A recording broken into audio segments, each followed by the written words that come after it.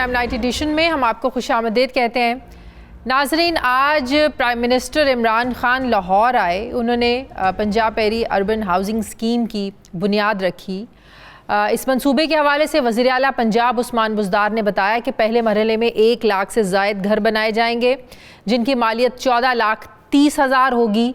वज़ीर आला ने यह भी बताया कि सस्ते घरों का जो दायरा कार है ये पंजाब की हर तहसील तक फैलाया जाएगा। वज़ीर आज़म इमरान खान ने अपने दौरे लाहौर में एक दफ़ा फिर इस निज़ाम से शिकवा किया। वज़ीर आज़म ने कहा कि मुल्क में जो इंसाफ का निज़ाम है ये ताकतवर को नहीं पकड़ सकता। अमीर तरीन मोहल्लात में रहने वाले जो लोग हैं ये ख़ुद को कानून से बालातर समझते हैं। वज़ीर आज़म ने ऑपोजिशन जमातों के बारे में कहा कि एक यूनियन बनी हुई है, इत्तेहाद बना हुआ है। क्या तनकीद की आज एक बार फिर प्राइम मिनिस्टर साहब ने, जो किसी भी तकरीब में ऑपोजिशन पर करना भूलते नहीं है। ज़रा सुनिए क्या कहा प्राइम मिनिस्टर ने। कभी भी वो माशरा तरक्की नहीं कर सकता जो माशरा अपनी आवाम की, आम आदमी उसको ऊपर उठाने की कोशिश नहीं करता। जो आज यहाँ पाकिस्तान में शोर मचा हुआ है, सब इकट्ठे हुए हैं। 30 साल से जो हुकूमत कर रहे हैं, हुकूमत में आने से पहले क्या थे और आज अरबों खरबोपति बन चुके हैं। वो इत्तेसाब देने के लिए तैयार नहीं है कि वो समझते हैं हम कानून के ऊपर हैं। कानून तो आम लोगों के लिए होता है, ताकतवर के लिए कानून नहीं है पाकिस्तान में। इसलिए सारी यूनियन बनी हुई है PDM के नाम से कि जी हमें NRO दे दो, बाकी आम लोगों के लिए तुमने जेल डालने तो बेशक डाल दो। हमारी ये आज जंग है, ये 2 चीज़ें करनी है। ताकतवर को कानून के नीचे लेके आना है और कमज़ोर के लिए ये रियासत ज़िम्मेदारी लेनी है ऊपर उठाने के लिए। PDM के नाम पर यूनियन बनी हुई है, सब इकट्ठे हुए हैं। 30 साल से हुकूमत करने वाले हिसाब देने को तैयार नहीं है, शोर मचाया हुआ है। ये प्राइम मिनिस्टर साहब ने कोई नई बात नहीं की है। किसी भी तकरीब में प्राइम मिनिस्टर जाते हैं, कहीं भी खिताब करते हैं, प्राइम मिनिस्टर ऑपोजिशन पर ये तनकीद करना नहीं भूलते। साथ ही हमेशा ये बात भी कहते हैं कि ताकतवर को कानून के ताबे लाना हमारी जिम्मेदारी है।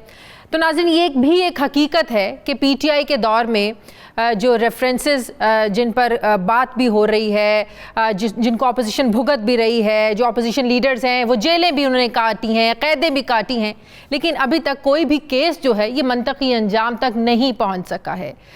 इस वक्त PTI की मकबूलियत पर भी सवालात उठाए जा रहे हैं। अब देखिए, NA 249 के बाद PP 84 में तहरीक इंसाफ की शिकस्त ने हुकूमती कारकर्दगी पर भी बहुत से सवालात उठा दिए हैं।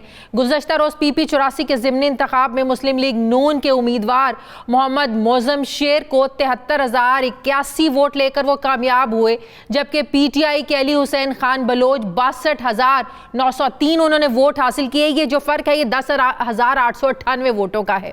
2018 के आम इंतखाबात में ये सीट मुस्लिम लीग ने जीती थी, लेकिन PTI और मुस्लिम लीग के उम्मीदवारों में जो वोटों का उस वक्त फ़र्क था ये था 6,487 वोटों का फ़र्क था।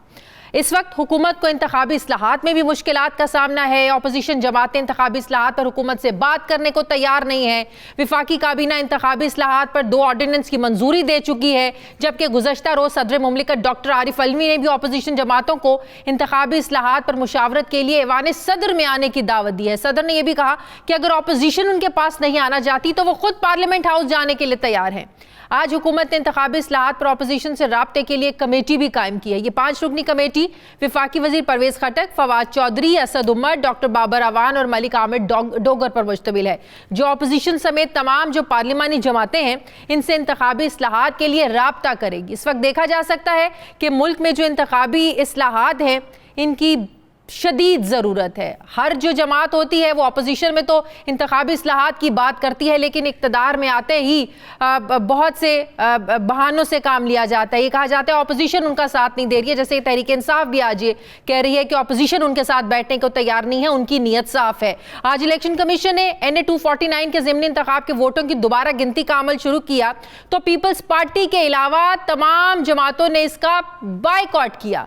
मुस्लिम लीग नून, PSP, MQM और PTI और आज़ाद उम्मीदवारों ने RO को बायकॉट का लेटर जमा करवाया। मुस्लिम लीग नून के उम्मीदवार मिफ्ता इस्माइल ने एतराज उठाया कि रिटर्निंग अफसर दोबारा गिनती के लिए वोटों के जो थैले लाए वो खुले हुए थे। दीगर उम्मीदवारों ने यह एतराज किए कि उन्हें फॉर्म 45 और 46 मुहैया नहीं किया गया। आखिर एक बार फिर एक दफ़ा इलेक्शन कमीशन ने मुतालबा माना मुस्लिम लीग नून की दोबारा गिनती का। क्या ये गिनती दोबारा की जाएगी? इलेक्शन कमीशन ये मुतालिबा दोबारा मानेगा? क्या इन सारी चीज़ों को मद्देनजर रखते हुए भी अपोजिशन ये समझती नहीं है कि वाकई मुल्क में इंतखाबी इस्लाहात की ज़रूरत है, वाकई जो हमारा इलेक्टोरल सिस्टम है इसको ठीक करने की ज़रूरत है? मैं बात करूँगी, मुझे ज्वाइन कर रहे हैं वज़ीर मुमलिकत बराए इत्तलात फ़ारूक हबीब साहब। अस्सलाम वालेकुम, बहुत बहुत शुक्रिया फ़ारूक हबीब साहब। सबसे पहले तो फ़ारूक हबीब साहब, आज जो तकरीब हुई लाहौर रायविंड में नया हाउसिंग पाकिस्तान की, ज़रा मैं चाहती हूँ थोड़ा सा इसके बारे में आप डिटेल दे दें। आप इस तकरीब में शामिल थे। अब 50 लाख घरों का दावा है इस हुकूमत का, तहरीक इंसाफ का, कि 5 सालों में आपने बनाकर देने हैं। तकरीबन 3 साल, पौने 3 साल गुजर गए हैं, अभी तो ये काम शुरू हुआ है। आप समझते हैं कि 50 लाख घरों का दावा, ये जो मजीद 2 साल रह गए, इसमें पूरा कर लेंगे आप लोग? शुक्रिया शादिया साहिबा कि आपने जो आवाम के अहम इस मौजू के ऊपर बात की है। देखिए, बुनियादी चीज़ क्या है? बुनियादी चीज़ ये है कि आपने एक ऐसा इकोसिस्टम डेवलप करना है, एक ऐसी एनेबलिंग एनवायरनमेंट बनानी है जिसके अंदर इस मुल्क का वो आम आदमी जो सारी ज़िंदगी किराए के मकान के ऊपर रहता था, उसके लिए अब अपना घर बनाने का जो ख्वाब है वो पूरा हो सके। ये चैलेंज एक वज़ीर आज़म साहब के सामने था। जब उन्होंने 50 लाख घरों की बात की तो यकीनन पाकिस्तान के अंदर बहुत सारे लोग ऐसे हैं जो बेघर लोग हैं, जो किराए के मकान में रहते हैं, जिनकी छत अपनी नहीं है। डिमांड मौजूद है, लेकिन उसको पूरा कैसे करना है? उसको गवर्नमेंट सेक्टर के ऊपर तो आप पूरा नहीं कर सकते, लेकिन आपने माहौल इस तरह का बनाना है। माहौल क्या बनाया? सबसे बड़ा हमारे पास चैलेंज ये था कि पाकिस्तान के अंदर मॉर्गेज मार्केट नहीं थी। आज वज़ीर आज़म साहब ने फोरक्लोजर लॉज जो हैं उनको रास्ते में जो रुकावटें थी वो हटी, जो अपीलें दायर हुई थी हाई कोर्ट से क्लियर हुआ, सुप्रीम कोर्ट से क्लियर हुआ। अब बैंक्स जो हैं वो सरमाया रोल ओवर कर रहे हैं। 340 अरब रुपए से जायद की जो है वो मार्केट क्रिएट की गई है। 3% के ऊपर कम इंटरेस्ट के ऊपर जो है वो 10 साल 20 साल की आसान इकसात के ऊपर घरों के लिए कर्जे फराहम किए जा रहे हैं। आज उसी के सिलसिला में पेरी अर्बन हाउसिंग मनसूबा का आगाज़ किया गया, जो कि पंजाब की आज 39 तहसीलों में 41 साइट्स के ऊपर इस काम का जो है वो आगाज हुआ। 10,000 के करीब जो है इसमें घर बनेंगे। बहुत अच्छा इक़दाम है एक गरीब और निचले तबके के लिए, इस पे तो कोई शक ही नहीं है, कोई इस पर सवाल उठाया ही नहीं जा सकता। लेकिन बात यह है कि इसमें क्राइटेरिया क्या होगा, लोन लेने के लिए क्या क्राइटेरिया होगा, किन लोगों को घर मिलेंगे? जाहिर है 10,000 20,000 घर अगर एक जगह पर बनाने हैं, लेकिन वहां पर जो डिमांड होगी जाहिर है बहुत ज्यादा होगी। तो क्या क्राइटेरिया आप लोगों ने सेट किया है कि आप किस तरह लोगों में घर देंगे? जी शादिया साहिबा, मैं उस तरफ भी आ रहा हूँ। इसके अंदर काफ़ी सारे ऑप्शंस जो हैं वो मौजूद हैं, लेकिन पहली बुनियादी चीज़ जो सरकारी ज़मीनें थी जिनके ऊपर कब्जे हुए थे, आपके इल्म में है कि आज भी रायवंड में जिस जगह के ऊपर घरों का इफ्तिताह किया गया वहाँ पर फार्म हाउसेज बने हुए थे, कब्जे किए गए थे। ये वही हुकूमत की एंटी इंक्रोचमेंट ड्राइव है जिसके ज़रिए लाखों एकड़ पंजाब की ज़मीन वागजार करवाई गई है। अब उनमें जो सूटेबल साइट्स हैं अक्रॉस द पंजाब की 143 तहसीलों के अंदर इन साइट्स के ऊपर जो है वो आइंदा जो है मराहलों के अंदर आगे काम स्टार्ट हो जाएगा, जिसके अंदर वो लोग जिनकी 30,000 से 50,000 के दरमियान माहाना जो इनकम है, जो कि किस्त का 1/3 होना ज़रूरी है, वो इसके अंदर जो है वो केपेबल हैं, उनको लोन मिल सकते हैं, वो इसका हिस्सा बन सकते हैं और बैंक्स को मोबिलाइज किया हुआ है। इससे पहले वज़ीर आज़म साहब ने 4,000 फ्लैट्स का LDA के तहत जो है वो पिछले महीने जो है वो इनाग्रेशन की थी। इसी तरीके से प्राइवेट सेक्टर बहुत बड़ी तादाद के अंदर इसमें आ रहा है जो लो कास्ट हाउसिंग की तरफ जा रहा है। इसी तरीके से पंजाब के अलावा हमारे दूसरे सूबे भी इसके अंदर बड़ी तेज़ी से आगे आ रहे हैं और बैंक्स को मोबिलाइज किया है। स्टेट बैंक इनको मॉनिटर कर रहा है। हर हफ्ते वज़ीर आज़म साहब कंस्ट्रक्शन सेक्टर की जो है वो मीटिंग ले रहे हैं और आपको इल्म में है कि जो रिकॉर्ड कौन एलिजिबल है, कौन एलिजिबल नहीं है। देखें, बात यह है कि यकीनन मैंने आपको कहा कि लो कास्ट की जब हम बात करते हैं तो हम बात करते हैं कम आमदन वाले लोग, और जब आपकी 60,000 से ऊपर इनकम चले जाती है तो वो कम आमदन के ऑर्बिट में नहीं आते, क्योंकि आपको हुकूमत पहले 1 लाख घरों के ऊपर 3 लाख रुपया जो है वो सब्सिडी भी दे रही है और इंटरेस्ट रेट भी जो है वो बहुत कम रखा हुआ है। तो पूरी दुनिया में मॉर्गेज मार्केट का सिस्टम है, अगर नहीं था तो पाकिस्तान में नहीं था। यहाँ पर मंसूबे बनते थे आशियाना के नाम से, लेकिन वो शोबाजियों के लिए बनते थे, लेकिन यहाँ पर तो हकीकी मानों में एक सिस्टम बना दिया ना वजीर आजम ने। कोई भी पाकिस्तान का आम शहरी जो है वो बैंक में जा सकता पहले है, आइए पहले पाइये वाला हिसाब होगा, जिसने पहले कर्जा अप्लाई कर दिया, जो बाकी रह गए उनके लिए फिर क्या प्लान होगा? देखें इसमें फर्स्ट कम फर्स्ट सर्व की बेस पे नहीं है ये मामला। इसमें आप जो है बैंक से रब्ता करेंगे, आप अपनी ज़मीन जो है वो आइडेंटिफाई कर लें। अगर ज़मीन आपके पास पहले मौजूद है तो उसके ऊपर कंस्ट्रक्शन के ऊपर आपको लोन मिल सकता है। या आप इस किस्म की स्कीम का भी हिस्सा बन सकते हैं ना, जहां पर हुकूमत ज़मीन भी फराहम कर रही है, वहां पर हुकूमत घर भी बना के दे रही है। और अब ये जो घर हैं ये FW और NLC बनाएगी और 1 साल की मुद्दत में ये कंप्लीट हो जाएंगे। इसकी क्वालिटी भी बेहतरीन होगी, इसके म्यार पे भी कमी होगी। वहां पर आपको बेसिक इंफ्रास्ट्रक्चर भी देंगे, पानी भी देंगे, सीवरेज का निजाम भी होगा, सड़कों का निजाम भी होगा, जो बेसिक एक कम्युनिटी की जरूरत होती है। पूरे पंजाब में फैलेगा। वजीर आजम साहब ने पूरे पंजाब में फैलेगा इस पेरी अर्बन पंजाब मंसूबे का, और फिर पूरे पाकिस्तान में इसको लेके जा रहे हैं। और ये वजीर आजम साहब का जो विजन है, देखें ना आप, अपना घर एक ख्वाब था जिसको वजीर आजम साहब ने दिन रात मेहनत से मुमकिन बनाया है। हमारे बैंक्स कमर्शियल लोन्स देते थे हुकूमत को, वो यहाँ पर कंज्यूमर बैंकिंग के ऊपर, इवन होम मॉर्गेज की तरफ वो नहीं आ रहे थे, लेकिन उनको इस चीज के ऊपर कायल किया है, एक बहुत बड़ी मार्केट जनरेट की है, और ये एक बहुत बड़ा रेवोल्यूशन लेकर आए हैं प्राइम मिनिस्टर साहब, जिससे मैं समझता हूं कि वो शख्स जो सारी जिंदगी किराए के मकान पे रहता था, ना छत अपनी थी ना जमीन अपनी थी, अब वो 10,000 रुपया माहवार अपनी किस्त देकर अपने घर का जो मालिक बन जाएगा और किराए से हमेशा हमेशा के लिए जान छूट जाएगी। घर आप लोगों ने अगर 20,000 घर बनाने हैं तो उसकी टाइम लिमिटेशन क्या है? देखें, बात यह है कि ये तो जिस तरह मंसूबा आगे तेज़ी से चलता जाएगा उसी तरीके से जो है ये मुकम्मल भी होता जाएगा, लेकिन ये 10-20 हज़ार का मामला नहीं है। अब जो माहौल बन गया है, जो इन्वायरमेंट क्रिएट की गई है, ये लाखों घर एक साथ शुरू हो सकते हैं। जिस तरह मैंने आपको कहा कि प्राइवेट सेक्टर भी आ गया है, जो प्राइवेट कॉलोनियाँ हैं, जिस तरह फाटा पंजाब के अंदर एक इदारा है, उसके तहत हम पाबंद बना रहे हैं कि आपने अपनी कॉलोनी का, प्राइवेट हाउसिंग सोसाइटी का एक खास हिस्सा लो कॉस्ट हाउसिंग के लिए मुख्तस करना है। वहां से आपको तमाम अप्रूवल्स मिल जाती हैं, वहां से आपको नया पाकिस्तान की लो कॉस्ट हाउसिंग के लिए सब्सिडी भी मिल सकती है। तो एक सिस्टम जो रुका हुआ था उस सिस्टम को चला दिया है। अब ये बड़ी तेजी से जो है पाकिस्तान के अंदर घर बनना शुरू हो गए। इंडस्ट्री है उसको भी इसमें ज़ाहिर बूस्ट मिलेगा, कंस्ट्रक्शन इंडस्ट्री जो हमारी है अब वो भी इसमें ज़ाहिर उसको भी फरोग मिलेगा। मुझे ये बताएं कि प्राइम मिनिस्टर साहब के साथ आज वुज़रा ने ब्यूरोक्रेसी के हवाले से क्या शिकायत की है? खासकर ब्यूरोक्रेसी नाराज भी थी। आशिक अवान साहब ने जो साहिबा ने जो AC के साथ जो उनका वाकया पेश आया, बड़ी नाराज थी उस वाकये के बाद भी ब्यूरोक्रेसी, और ताउन नहीं कर रही थी। ये तो खैर आप लोगों की शुरू से शिकायत है, जब से आप लोग इक़्तिदार में आए हैं, ब्यूरोक्रेसी के रवैये के हवाले से। आज क्या शिकायत की वुज़रा ने?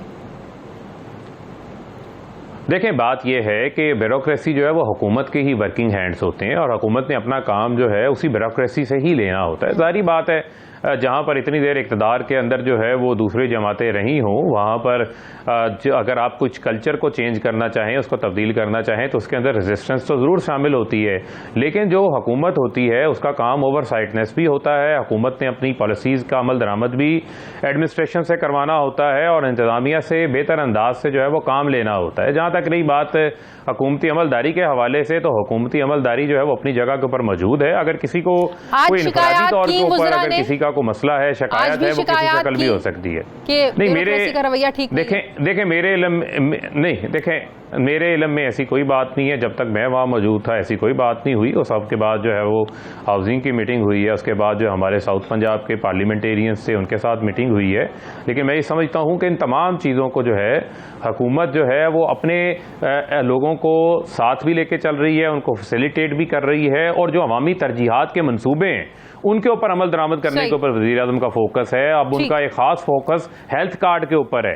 पंजाब की तमाम आबादी को 31 दिसंबर तक हमने हेल्थ कार्ड देना है, जिससे 10 लाख की इंश्योरेंस जो है वो लोगों को मिल जाएगी। ये भी एक बहुत बड़ा इनकलाबी कदम है जो वज़ीर आज़म साहब का इंशाल्लाह पाया तकमील तक पहुंचेगा, जिससे आवाम को डायरेक्ट। लेकिन ऐसे इक़दामात के बाद भी खुशाब में आप लोगों का हार जाना, ये एक बहुत बड़ा सवालिया निशान है। फारूक हबीब साहब, इतना काम आप लोग कर रहे हैं, घर दे रहे हैं, देखें बात बना के सेहत कार्ड आप लोगों ने दे रहे हैं। देखें शादिया साहबा, बहुत सारी वजूहात होती हैं हर इंतखाबात की। जो खुशाब का इलेक्शन है इसमें हमारे वोट बैंक के अंदर कमी नहीं आई, बल्कि हमारा जो वोट है वो बढ़ा है।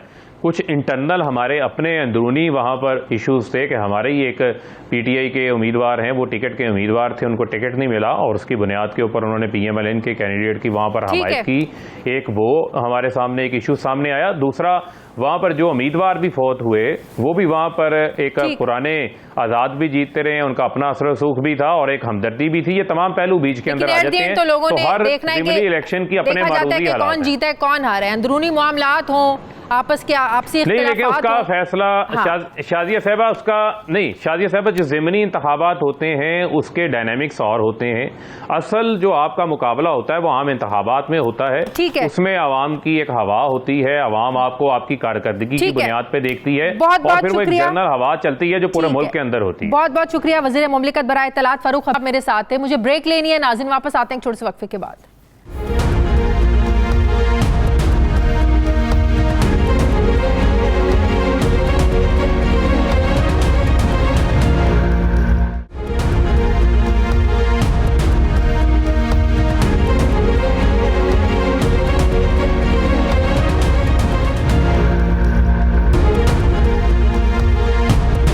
एक बार फिर से आपको खुशामदीद कहते हैं। मुस्लिम लीग नून के सीनियर रहनुमा तर्जुमान मरियम नवाज शरीफ और नवाज शरीफ साहब के मोहम्मद ज़ुबैर साहब मुझे ज्वाइन कर रहे हैं। अस्सलाम वालेकुम, बहुत बहुत शुक्रिया ज़ुबैर साहब आपका। ज़ुबैर साहब, आज NA 249 के इंतखाब में पाकिस्तान पीपल्स पार्टी के अलावा जो नताइज दोबारा गिनती का हुक्म दिया था इलेक्शन कमीशन ने, क्यों रिकाउंटिंग में एक बार फिर से आप लोगों ने एतराज़ उठाया? इलेक्शन कमीशन ने पहले मिफ्ता इस्माइल साहब की दरख्वास्त को मंजूर किया, मुतालिबा माना कि रिकाउंटिंग होगी, अब दोबारा क्या एतराज़ है आप लोगों को सर?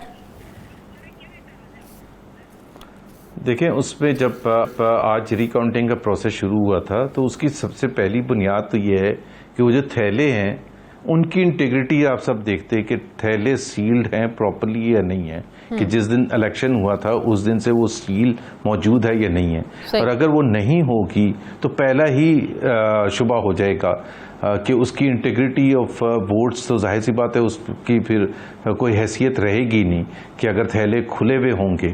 तो वो हमने पॉइंट आउट किया था। दूसरा जो इशू था कि जब वो थैले बंद किए जाते हैं तो उससे पहले वहाँ उसमें ज़ाहिर है वोट्स होते हैं, बैलेट्स होते हैं और उसके अलावा जो फॉर्म 45 होता है उसको डाल दिया जाता है ताकि उसकी मैच हो सके कि यहाँ जितने भी इस थैले में वोट्स हैं एक पोलिंग स्टेशन के, वो उस फॉर्म 45 से मैच भी करते हैं या नहीं मैच करते हैं, क्योंकि हम गिनती किस चीज़ की कर रहे हैं। सही। अगर हमें वो एक इंटीग्रिटी एस्टैब्लिश करने के लिए जो हम ये कह रहे हैं, जो आपका फॉर्म 45 है हमारा नहीं, आप उस थैले में से निकाल के हमें दिखा दें, हमें दें नहीं, हमें दिखा दें कि जी इसमें ये 2520 वोट्स लिखे हुए टोटल, हर कैंडिडेट के वोट्स इतने इतने लिखे हुए। अब जब उसकी गिनती शुरू होगी तो उस गिनती के हिसाब से, उस फॉर्म 45 के हिसाब से वो गिनती मैच करनी चाहिए। बिल्कुल। और अगर वो मैच नहीं करेगी तो फिर क्वेश्चन मार्क होगा। ये तो स्टार्टिंग पॉइंट, बिकॉज आप किसी चीज के लिए गिनती करते ना, किस चीज को एस्टैब्लिश करें हम, इंटीग्रिटी किस चीज की एस्टैब्लिश करें, तो ये एक हमारा जाहिर है दो बुनियादी हम जो रिकाउंटिंग का मतलब समझते हैं ज़ुबैर साहब, वो ये है कि जो गिने हुए वोट हैं उनको दोबारा गिन लिया जाए कि कहीं कम तो नहीं हो गए, कहीं ज़्यादा तो नहीं हो गए, इसका मतलब इसको कहते हैं रिकाउंटिंग। फिर जो मुस्तरद शुदा होते हैं उसमें देख लें कि कहीं इसमें सही वाले वोट तो नहीं चले गए, मुस्तरद ज़्यादा हैं कम है, तो इसको बोलते हैं रिकाउंटिंग। लेकिन जिन चीज़ों की तरफ आप इशारा कर रहे हैं ये तो बिल्कुल वो ऑडिट वाली बात होगी, पूरे इलेक्शन पर ये तो फिर सवालिया निशान उठ गया ना। ये तो अगर क्वेश्चन उठता है तो ये तो कहीं ना कहीं मैनिपुलेट हुई हैं चीज़ें फिर सर। नहीं, मैं तो ये कह ही नहीं रहा मैनिपुलेट हुई हैं, मैं तो सिर्फ ये कह रहा हूँ कि इलेक्शन कमीशन शुड आंसर बुनियादी दो चीज़ों पर। भाई फॉर्म 45 उसके अंदर से निकाल के दिखा देना, मतलब आप खुद बताएं। आप जो ऑडिट की बात करें, देखें वो 73,000 कुछ वोट्स कहते हैं कि टोटल कास्ट हुए थे, जिसमें से कुछ 700 रिजेक्टेड वोट्स थे। तो 73,000 किसके अगेंस्ट मैच करें, किसके अगेंस्ट मैच करें? गिनती तो अगर आप कह रही हैं कि सिर्फ गिनती का मतलब वो होता है कि आप बाकी फॉर्म 45 भी छोड़ दें। और फॉर्म 45 हम नहीं ये कह रहे, वो जो आप कह रही हैं ना पॉइंट्स कि जी वो साइन हुए हुए थे या नहीं हुए थे या और जो लैप्सेस थे, उसकी तो हम बात ही नहीं कर रहे। वो आपकी बात सही है कि वो तो उसमें फिर ट्राइब्यूनल में आप जाते हैं, जब एक दफ़ा इलेक्शन रिजल्ट आ जाता है आप ट्राइब्यूनल में जाते हैं और अपने जो कंसर्न्स है वो एक्सप्रेस करते हैं और उसके हिसाब से वो जो थंब इम्प्रेशन है, चाहे कि जी वो मैच करता है या नहीं मैच करता है, and so on and so fourth, जो दूसरे जो भी चीज़ें हैं। बट यहाँ तो हम समझते हैं कि अब it's a matter of interpretation. हमारे नज़दीक ये बुनियादी चीज़ जो है ये फंडामेंटल है रिकाउंटिंग के लिए। तो सर ये आपके कंसर्न्स जो हैं, जो भी आप बता रहे हैं, आप डिफरेंट टीवी चैनल्स पर भी ये बात कर रहे हैं, इलेक्शन कमीशन इस बारे में क्या मौक़िफ़ अपना रहा है? इलेक्शन कमीशन में आज दोपहर हम लोग गए थे अपनी रिटन एप्लीकेशन लेके, और इलेक्शन कमीशन ने तो हमें ये तासुर दिया था कि वो हमारी बात से, इस बात से एग्री करते हैं, ये फॉर्म 45 के हवाले से। अच्छा। बाकी उन्होंने कहा कि वो तय कर लेंगे कि जो हमारा कंसर्न है कि जी वो सील्ड थे, ये नहीं थे थैले, तो लेकिन उसके बाद उन्होंने एक्शन कोई भी नहीं लिया, और गिनती जो थी वो पीपल्स पार्टी के रिप्रेजेंटेटिव की मौजूदगी में वो जारी थी, और अभी भी हमने सुना था कि शायद वो 10 बजे तक गिनती जारी रहेगी। अच्छा सर, जब आप लोगों जो पहले रिजल्ट आया तो इल्ज़ाम लगे कि धांधली हुई है, तो सर धांधली तो ज़िमनी इंतखाबात में कहते हैं वही करते हैं जिनकी हुकूमत होती है, तो पीपल्स पार्टी की सूबे में हुकूमत है, पीपल्स पार्टी का ज़ाहिर है वहाँ पर जोर है सारा, पीपल्स पार्टी ने धांधली की है सर? देखिए, मैं उसको बिल्कुल डिफरेंट तरीके से कहता हूँ। मैं ये कहता हूँ कि चाहे वो डिले था रिजल्ट्स आने में, चाहे वो कोई और लैप्सेस थे फॉर्म 45 के हवाले से कि 276 पोलिंग स्टेशंस थे, जिसमें से 167 स्टेशंस के फॉर्म 45 जो हैं उस पर किसी भी पोलिंग एजेंट का साइन नहीं है। ये बहुत बड़ी तादाद है। अब इस किस्म के जो हमारे कंसर्न्स थे, हम पीपल्स पार्टी पर तो नहीं इल्ज़ाम लगा रहे, इलेक्शन कमीशन को चाहिए कि वो अपनी वजाहत करे इन चीज़ों पर। नहीं सर, जब लफ्ज़ इस्तेमाल होता है धांधली, इसका मतलब होता है इल्ज़ाम लग रहा है किसी पे। सर जब इसका रिजल्ट आया था 249 का, तो मुस्लिम लीग नून की तरफ से कहा गया धांधली हुई है। धांधली का मतलब होता है आप किसी पर इल्जाम लगा रहे हैं कि किसी ने घपला किया है। तो इलेक्शन कमीशन बता देना कि नहीं हुई है धांधली। इलेक्शन कमीशन अगर आगे देखें, आपके लिए भी, मेरे लिए भी, पूरे पाकिस्तान के लिए, एक तो हमारे यहाँ बहुत से इदारे ऐसे हैं जो बड़े रेलेवेंट होते हैं किसी भी प्रोसेस में, लेकिन वो पब्लिक में बात नहीं करते। अब ये बड़ा मसला है।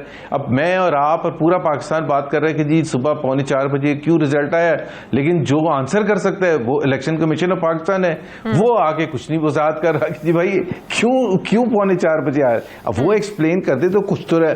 अगर कोई धांधली नहीं हुई है तो वो एक्सप्लेन कर दें कि जी देखें ये टाइम है, कोई अप्रोक्सीमेशन बताएं कि जी कितने स्टेज पर ये जाके होता है। ज्यादा कैंडिडेट्स की वजह से ज्यादा एहतियात करनी पड़ती है, चाहे किसी को कम वोट मिल रहे हो या ज्यादा वोट मिल रहे हो। तो ये ज्यादा अच्छा नहीं होता कि अगर वो चाहे इलेक्शन नाइट है या उसके दूसरे दिन जब लोगों ने शोर मचाया या तीसरे दिन, तो वो आके वजाहत कर दें। अब अगर वो वजाहत नहीं करते और फिर थैले भी खुले हुए मिले तो फिर हम क्या कहेंगे? अब मैं आपसे एक सवाल पूछना चाहती हूँ, मुस्तकबिल में ये धांधली के ऐसे इल्जामात एक दूसरे पर ना लगे। हमने अपनी हिस्ट्री में देखा है 1970 के अलावा कोई ऐसा इंतखाब नहीं था जिस पर सवाल ना उठा हो, जिस पर धांधली के इल्जामात ना लगे हों। सर शायद तहरीक इंसाफ इसीलिए कोशिश कर रही है कि मुस्तकबिल में ऐसी चीज़ों से बचा जा सके, इंतखाबी इस्लाहात लाने की बात कर रही है। आप लोगों को प्राइम मिनिस्टर ने दावत दी, आप लोगों को सदर मुमलिकत दावत दे रहे हैं कि आएँ, बैठें, बात करें, अपनी तजावीज़ दें। तो सर कल की मुश्किल से बचने के लिए क्या फ़र्क पड़ता है अगर आज हुकूमत के साथ बैठकर, ये नहीं कि जो वो कह रहे हैं आप मान लें, आप अपनी भी तजावीज़ दें। सर बैठें तो सही। शाजिया, दो चीज़ें हैं इसमें। पहली चीज़ तो ये है कि क्या हुकूमत कमिटेड है फ्री एंड फेयर इलेक्शंस में। उसके बाद की बात होती है कि आप कौन सा निज़ाम लेके आए। आपने खुद बता दिया 1970 के इलेक्शंस सबसे ज़्यादा फ्री एंड फेयर थे, एटलीस्ट कोई कंट्रोवर्सी नहीं थी। और मैं और आप सोच सकते हैं कि 50 साल पहले तो कोई सिस्टम नहीं होगा ना, सब कुछ मैनुअल होगा, लेकिन कमिटमेंट थी और तमाम पॉलिटिकल पार्टीज़ की और हुकूमत तो उस वक्त जो थी उस कमिटेड थी कि उन्होंने इतना अच्छा इलेक्शन डिलीवर किया। दूसरी तरफ आप अमेरिका उठा के देख लें, मोस्ट मॉडर्न कंट्री है और एडवांस सिस्टम होगा। ट्रंप ने जब वेला में जाना था धांधली का तो उसने वो अवेला मचा दिया और कैपिटल हिल तक पर हमला कर दिया। सो ये बेसिक चीज होती है माइंडसेट की। अब मेरा क्वेश्चन ये है, जो हम कहते हैं कि आप कमिटेड हैं, पीटीआई वजीर आजम साहब, सदर मुमलिकत साहब, तो हमें ये बता दें उस इंक्वायरी का जो डस्का के हवाले से 20 प्रिसाइडिंग ऑफिसर के हवाले से जो इलेक्शन कमीशन ने इल्जाम लगाया, हुकूमत पंजाब पर इल्जाम लगाया कि पूरी रात वो फोन करते रहे, IG was not responding, chief secretary was not responding, किसने उठाए थे वो 20, वो कहाँ लेके गए सर, थे, ये मामला किसने हल डिलीवर कर किए लेना थे? कि आइंदा इस तरह के वाकयात ना हो। ये बैठेंगे तो सर बातें होंगी। Shazia just hold on, Shazia just hold on. आप ये कह रही हैं कि वो उस्मान बुज़दार ने और इमरान खान ने उस दिन रात को ये पूछा, अभी तक रिफॉर्म्स तो नहीं आए ना, अच्छा जब तक रिफॉर्म्स नहीं आएंगे तो हम धांधली कर लें, प्रिसाइडिंग ऑफिसर्स को उठा के लेके चले। कैसी बात कर रही हैं? It has nothing to do with it, nothing to do with it. सबसे पहली बात तो ये है। दूसरी बात यह है कि आप इलेक्ट्रॉनिक सिस्टम जो आप तजवीज़ कर रहे हैं उसके खदोखाल क्या हैं? आप आके मैं 5 दफ़ा कह चुका हूं अपने साथियों को पीटीआई के बहुत से टॉक शोज में कि आप पार्लियामेंट में एक प्रेजेंटेशन करें, आप मीडिया में आके एक प्रेजेंटेशन करें। मैं आपको यकीन के साथ कहता हूं, with my 27 years of experience in the best IT company in the world, इनको पता ही नहीं ये बात क्या कर रहे हैं। ये कम से कम 2 या 3 या 4 साल का प्रोजेक्ट है, और वो भी अगर आप सर ये सब बातें जो आप टीवी टॉक शोज में बैठकर करते हैं कि ये नहीं चल सकता, ये क्या बातें कर रहे हैं सर? यही जो स्पीकर साहब की सदारत में जो कमेटी बनाई है, सर आप वहां बैठकर ये सब बातें तो पता ही नहीं होगा, प्रेसिडेंट साहब को तो पता ही नहीं होगा। तो सर उनको बताएं कि आपको पता कुछ नहीं है, तो फिर आप बताएं ना। को इस सिस्टम का पता होगा तो सर फिर आप लोग बताएं ना। क्या बताएं? मैं कह रहा हूं ये तो आप, एक्सक्यूज मी, आप ये कहते हैं कि एक बैंकिंग सिस्टम में आप चेंज कर रहे हैं, IT सिस्टम लेके आ रहे हैं, तो वो पहले आपके दिमाग में क्या है IT सिस्टम जो वो आप लेके आ रहे हैं, हमें बता दें ना, अवाम को बता दें। क्या आप नहीं है stakeholder? Media stakeholder नहीं है, अवाम स्टेक होल्डर नहीं है, उनको नहीं पता होना चाहिए, डिबेट नहीं होनी चाहिए कि भाई है क्या, चेक एंड बैलेंसेस क्या है, कंट्रोल्स क्या है, किस चीज, फाइनेंशियल रिसोर्सेज है नहीं है, टेक्निकल रिसोर्सेज है नहीं है, बातें कर रहे हैं, क्या कर रहे हैं? सर फिर कल को सदारती ऑर्डिनेंस नाफिज हो जाएगा, फिर आप लोग एतराज करेंगे कि पार्लियामेंट को बाईपास किया है, फिर आप कहेंगे कि ऑपोजिशन को इन्होंने प्राइम मिनिस्टर साहब जब 3 साल के बाद कहते हैं आके, ये वो हुकूमत है, प्लीज शाजिया अंडरस्टैंड, ये वो हुकूमत है, खुद प्राइम मिनिस्टर साहब आके कहते हैं कि हमें तो पहले पता ही नहीं चला 2 साल तक हो क्या रहा था, बिकॉज हम तो कुछ और समझ के आए थे। भाई जब आप इतने पूरे पाकिस्तान को कुछ और समझ के आए थे, तो आप एक सिस्टम को क्या समझ के आ रहे? मैं चैलेंज करता हूं, आप किसी से पूछ रहे, अच्छा बता दें इसके ABC बता दें, नट्स एंड बोल्ट्स बता दें, किसी भी मिनिस्टर को अगर पता हो, किसी भी मिनिस्टर को या MNA को या किसी को पता हो, PTI के पता ही नहीं है, बस एक बातें शुरू कर दी कि जी हम ये कह रहे हैं, और वो उस दिन याद आता है जिस दिन शिकस्त होती है इलेक्शन में, उस दिन याद आता है कि जी हाँ एक वो सिस्टम है। भाई आप ये तो जवाब देना, डस्का में आपने 22 या 23 अच्छा, अगर सदारती ऑर्डिनेंस के जरिए हुकूमत ये सारा सिस्टम लेकर आती है, क्या रिएक्शन होगा, फिर क्या करेंगे आप लोग? जी मैं आपको चैलेंज करता हूं, आज आप भी बैठी हैं, मैं भी बैठी हूं, प्रोग्राम हो रहा है ना, आप ये रिकॉर्ड रखेंगे, ये वो असद उमर वाला बातें नहीं मैं कर रहा कि इसको संभाल के रख रहा हूं, ये संभाल के रखिएगा। अगर इस हुकूमत ने अगले 1-1.5-2 साल ये सिस्टम डिलीवर कर दिया ना, तो मैं सियासत से रिजाइन कर दूंगा। अच्छा। ये मैं आपको बता रहा हूं, इनको पता ही नहीं व्हाट दे आर टॉकिंग। अच्छा। ये कहीं से इधर से बात सुन ली है उन्होंने आके। और दूसरी बात ये है कि क्या आपका इंटरेस्ट नहीं होगा इंश्योर करना कि इसकी इंटीग्रिटी है ये नहीं है, क्या इनपुट जाएगा, क्या आउटपुट जाएगा, थर में क्या हमारे पास ब्यूरोक्रेसी में रिसोर्सेज हैं, हमारे पास प्रिसाइडिंग ऑफिसर्स तो मिलते नहीं है पढ़े लिखे इतने जो पूरे पाकिस्तान एक हल्के में इलेक्शन करा सके। 275 प्रिसाइडिंग ऑफिसर्स आपको उस क्वालिटी के नहीं मिलते। और आप कह रहे हैं कि IT लोग आपको मिलेंगे पूरे पाकिस्तान में जनरल इलेक्शन छोटे छोटे जिलों से स्टार्ट करेंगे। उन्होंने कहा प्रेस क्लब के इंतखाबात होने उसमें स्टार्ट करेंगे, टेस्टिंग के तौर पर वो स्टार्ट करेंगे, देखेंगे कि आंसर क्या मिलता है क्या सिस्टम। कोई भी सिस्टम आता है जो टेक्नोलॉजी बेस्ड होता है तो आप ये पूछते नहीं है, आपका हक नहीं होता कि है क्या system, how will it operate. तो मतलब आप लोग कह रहे हैं कि पहले पार्लियामेंट में आए, जो कि बहुत ये तकनीकी जो भी सारे प्रॉब्लम्स हैं उन पर आकर बात करें। पार्लियामेंट में हम नहीं उनसे सुन रहे हैं, तो हाँ। मैं उस वक्त आऊंगा जब मुझे दो चीजें, मेरी कंडीशन, पहले मुझे आके कोई प्रेजेंटेशन पब्लिक में नहीं कर सकता। प्रेस कॉन्फ्रेंस रोज करते हैं। अच्छा। पांच वजीर करते हैं ना रोज प्रेजेंटेशन। हाँ। एक करते फिरदौस आशिक अवान अगर इस पर प्रेजेंटेशन करते ना, उनका इस क्या पर लेना तो मैं देना अभी है? रिजाइन कोई आईटी का माहिर करेगा, कोई आईटी का मिनिस्टर करेगा, अगर वो और फिरदौस साहब क्यों करेंगे इस पे? चीफ मिनिस्टर कर देना, चीफ मिनिस्टर बुज़दार साहब कर दे, बुज़दार साहब कर दे। मैं पॉलिटिक्स छोड़ दूंगा, अभी चैलेंज दे रहा हूं। अगर बुज़दार साहब इसका ए भी बता सके, ABC तो छोड़ें, ए भी बता सके ना कि ये है क्या, जिसकी वो तायद कर रहे हैं और प्रमोट कर रहे हैं। डेफिनेटली किसी आम बंदे को तो नहीं पता होगा ना, ये टेक्निकल चीजें कोई टेक्निकल बंदा ही बता सकता है ना जुबैर साहब। तो बताए ना, ये मेरा मैं उसमें से पकड़ के लाऊंगा टेक्निकल। कौन है टेक्निकल? आईटी का मिनिस्टर जो हैं आपके, उन्होंने आज तक लैपटॉप नहीं खोला था, वो है आपके आईटी के मिनिस्टर। चाहे स्पीकर कहे, चाहे प्रेसिडेंट कहे, ऑपोजिशन नहीं बैठेगी, नून लीग नहीं बैठेगी। लेकिन एक बात मैं बता दूं, पाकिस्तान पीपल्स पार्टी ने पॉजिटिव इंडिकेशन दी थी कि वो बात करने के लिए इस पर तैयार हैं। मैं तो कह रहा हूं आपसे, मैं सिर्फ ये कह रहा हूं कि जिस मुल्क का आईटी मिनिस्टर ने कभी लैपटॉप नहीं खोला था, आप उसको आईटी मिनिस्टर बना दें। आप मुझे ये कह रही हैं कि मैं उसके आंखें बंद करके कहूं कि हाँ हाँ जी चलें, बड़ा जबरदस्त आपकी तजवीज़ है। बता देना क्या तजवीज़ है।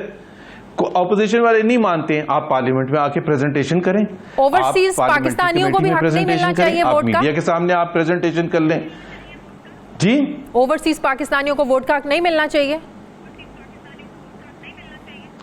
वोट का हक उस वक्त मिलना चाहिए जब उसकी अगेन, जब आपको पता है एक ही दफा वोट का हक मिला था, वो था 1985 में या 2002 में। उसके बाद दोनों दफा रेफरेंडम में मुशर्रफ साहब और जियाद साहब के ज़माने। आप जब भी वोट की बात करती हैं ना, तो सबसे पहले सवाल पैदा होता है कि क्या उसकी इंटीग्रिटी आप इंश्योर करते हैं? कैसे इंश्योर करेंगे? बाहर से बैठ के एक साहब हैं एम्स्टर्डम में और पूरे हॉलैंड में पाकिस्तानी 15 शहरों में रहते हैं, कैसे इंश्योर करेंगे? अब आज मुझे कुछ जवाब दे दे, सिंपल सा जवाब दे दे। How will you ensure the integrity? आपको पता ही नहीं। आप कह रहे हैं ओवरसीज पाकिस्तानी। भाई ओवरसीज पाकिस्तानी का कौन मना कर रहा है? आप बताएं तो सही ना, कैसे इंश्योर करेंगे? ड्यूल नेशनल होंगे, फॉरेन पाकिस्तानीज होंगे और फॉरिजन, क्या है क्या? कौन सा सिस्टम मॉनिटर करेगा? उस वक्त जब रेफरेंडम हुआ था तो उसका आप समझते हैं क्या पॉलिसी आप लोग? मैंने कहा पहले हुकूमत बताए कि नहीं, आप लोगों की भी तो कोई सोच होएगी ना इस पर। हुकूमत ये बताए। भाई हमारी सोच सबसे देखें, इसमें एक कोई इसमें राइट और रॉन्ग की बात नहीं होती। बहुत से लोगों का ख्याल था कि ड्यूल नेशनल को अलाउ होना चाहिए इलेक्शन लड़ने का हक। फिर एक था कि जी जो बंदा रेजिडेंट पाकिस्तानी है, जो वोट डाल सकता है, वो उसको हक होना चाहिए सिर्फ इलेक्शन लड़ने का। सही। इसमें तो राय है, लेकिन सबसे पहली बात ये होती है कि जब आप कोई भी प्रपोजल लेके आते हैं तो उसमें हमारे जो बुनियादी सवाल होते हैं कि हाउ विल यू मॉनिटर। सही। उसका यहाँ पाकिस्तान में आप कराची जैसे शहर में इलेक्शन नहीं करा सकते, और आप कह रहे हैं कि मैं वियना में और एम्स्टर्डम में और पता नहीं कहाँ जाके इलेक्शन करवा दूंगा। ठीक है, बहुत बहुत शुक्रिया। मुस्लिम लीग नून के सीनियर रहनुमा मोहम्मद जुबैर साहब मेरे साथ थे। मुझे ब्रेक लेनी है, नाज़रीन वापस आते हैं छोटे से वक्फे के बाद।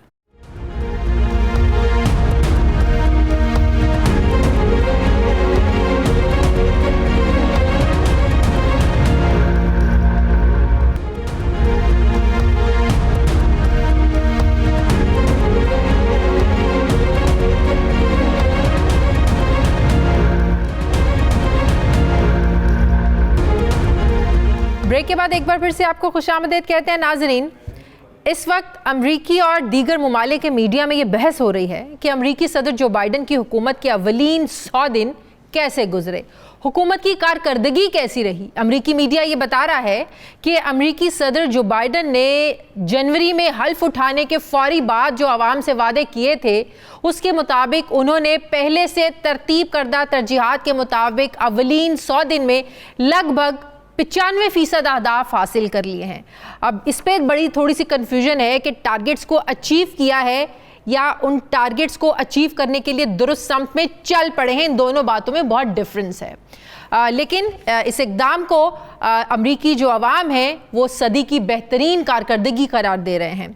सदर जो बाइडन का ये मौक़िफ़ है कि वो अमरीका को इस माज़ी करीब का स्टेटस वापस दिलाएंगे। अब सदर बाइडेन ने जब अपनी हुकूमत की 100 दिन की कारकर्दगी के बारे में दोनों ईवानों के मुश्तरका इजलास के खिताब में जो डिटेल्स बताई हैं, उस पर रिपब्लिकन पार्टी के रहनुमा बहुत ज़्यादा क्रिटिसाइज कर रहे हैं, तनकीद का निशाना बना रहे हैं प्रेसिडेंट बाइडेन को कि पहला मसला तो तारकीन वतन का था। सदर ट्रंप ने मैक्सिको की सरहद बंदी कर दी थी, 1 दर्जन से ज्यादा ममालिक पर वीजे की पाबंदी आयद कर दी थी, मगर सदर जो बाइडेन ने पाबंदी खत्म करके सूरत हाल को बिगाड़ दिया है।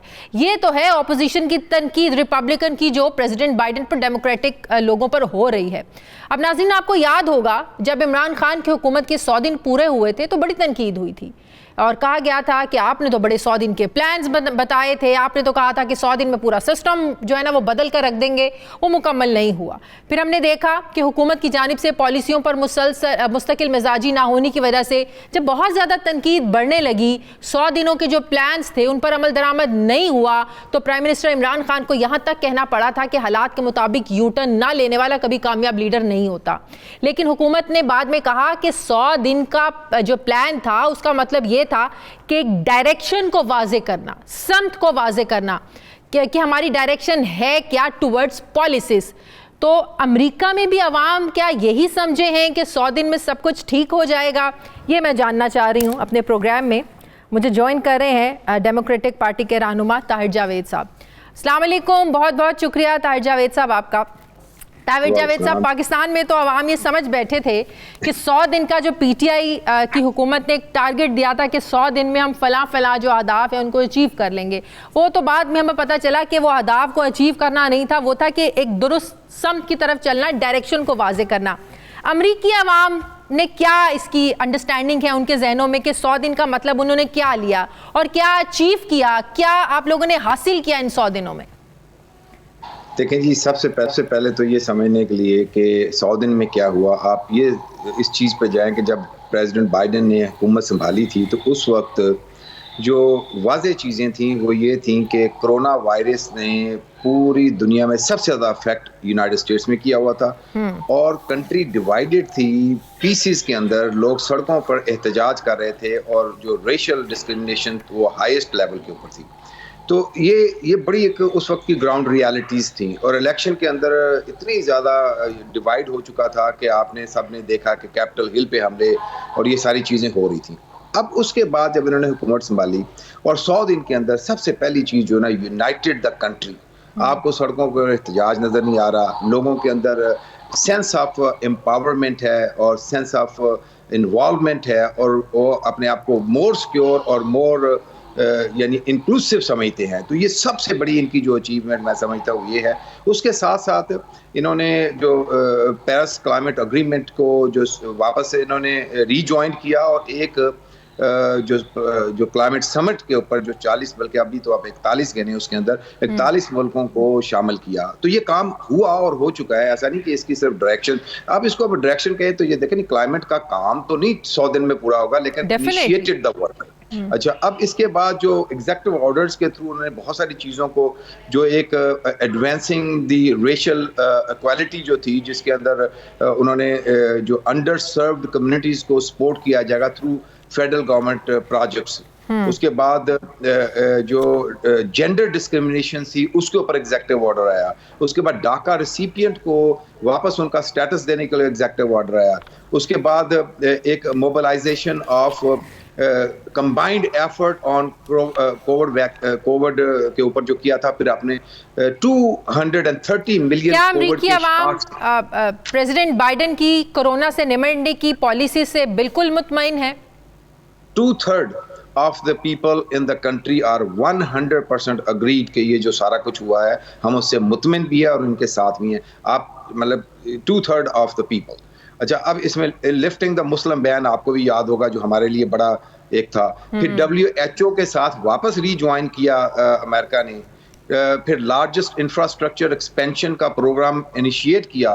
चाइल्ड केयर टैक्स क्रेडिट को वापस इन्होंने उसको इनिशिएट किया। ये $6 ट्रिलियन का प्राइस टैग है जिस काम को शुरू किया गया है, जिसके ऊपर सड़कें और ब्रॉडबैंड इंफ्रास्ट्रक्चर जो इंटरनेट और ये सारी चीज़ें, तो मेरे ख्याल में ये पूरी अपनी जो मॉडर्न हिस्ट्री है ना, इसके अंदर तो इसकी एग्जांपल आपको नहीं मिलेगी। लेकिन आपको लेकिन इसका ये मतलब नहीं है कि चैलेंजेस खत्म हो गए। कोरोना के बाद के जो मौशी डैमेजेस हैं उनको कंट्रोल करना है, फिर सबसे बड़ा जो एक पीस प्रोसेस जो पूरी दुनिया के लिए बहुत ज़्यादा ज़रूरी है, पाकिस्तान अफगानिस्तान के लिए बहुत ज़्यादा ज़रूरी है, वहाँ से अफगानिस्तान से फ़ौजियों का इनखला, जिसके बारे में तालिबान को बहुत ज़्यादा कंसर्न्स है कि 1 मई की डेट थी, इसको क्यों आगे किया गया। तो इस आपको नहीं लगता कि अभी बहुत सारे चैलेंजेस हैं इन 100 दिनों के बाद जिससे निपटना है प्रेसिडेंट बाइडेन को, उसके लिए क्या प्लानिंग्स है?